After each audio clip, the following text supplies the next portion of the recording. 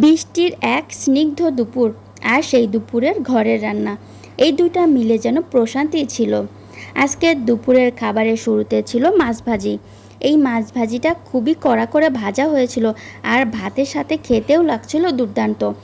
এটা দিয়ে খাওয়া শেষ করে আমি নিয়েছিলাম কলার খোসা বাটা। এটা কলার খোসা দিয়ে রান্না করা হয়েছিল। খেতে যে কী পরিমাণে মজা হয়েছিল!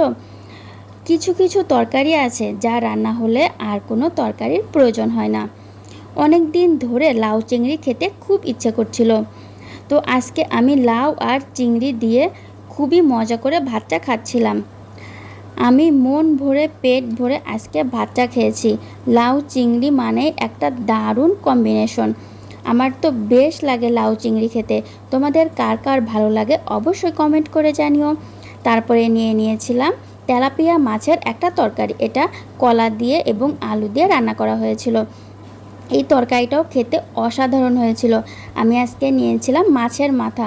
তো মাছের মাথা দিয়ে একটু একটু করে খেতে বেশ মজা লাগছিল।